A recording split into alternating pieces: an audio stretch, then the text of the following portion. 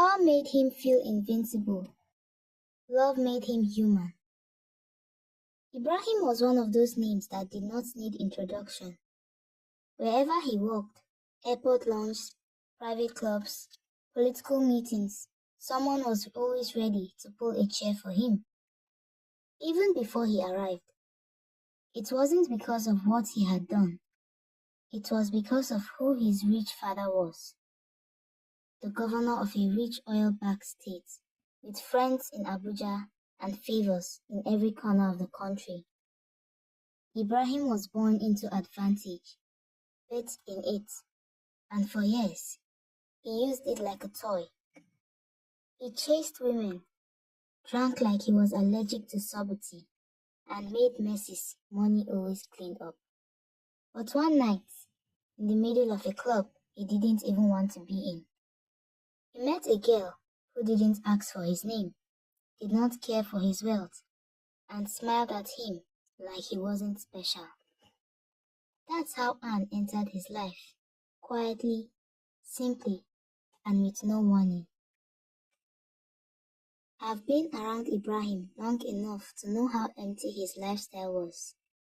He had everything: cars, connections, designer watches he barely glanced at, and allowance people would kill for.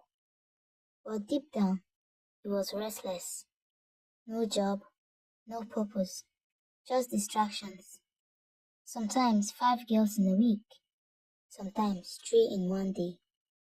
His friends envied him, but I could tell he was tired. His most public relationship was with Nene, the daughter of a rumored drug lord. They fit each other's energy, loud, rich, bold. They were the kind of couple that got blog headlines for simply walking into a room. But Ibrahim did not know how to stay loyal. And Nene? She did not know how to forgive. The breakup happened fast. She found proof, called him a fraud, left without looking back. That same night, Ibrahim disappeared into a club noir alone. No entourage, just a man in a hoodie, sitting in a corner with his phone on airplane mode. And that's when he saw Anne. She was different. Jeans, low ponytail, no makeup, reading a book in a corner of the club like the music did not exist. I remember watching him walk over, expecting him to say something arrogant, but he didn't. He just sat, and he talked for hours. Anne didn't care that he was the governor's son. She did not ask about his cars or connections. She just wanted to know what made him laugh, what made him angry, what kept him up at night. For the first time in years, Ibrahim told the truth. Not to impress, just to breathe.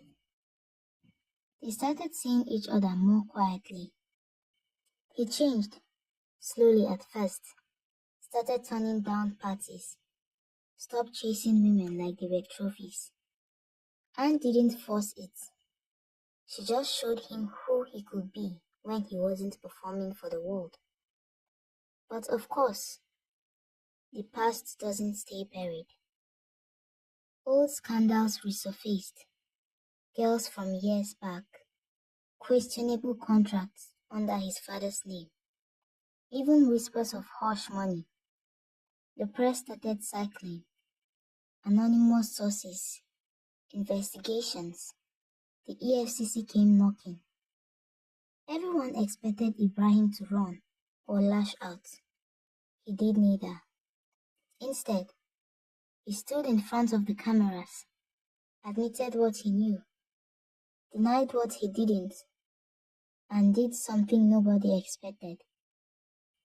He took responsibility, said he was ready to step away from the noise, to rebuild his life on his own terms. He walked away from his father's shadow. And Anne? She stayed.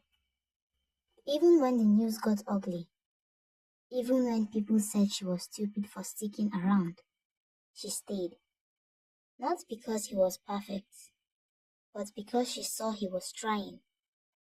A year later, Ibrahim started his own non-profit focused on education and youth reform.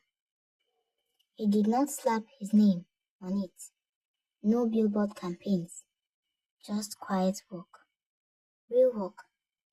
Last I heard, they live in Lagos now. Small place. No guards. Just peace. People still say, that's the governor's son, when they see him. But now, it is not about who he was. It is about who he became.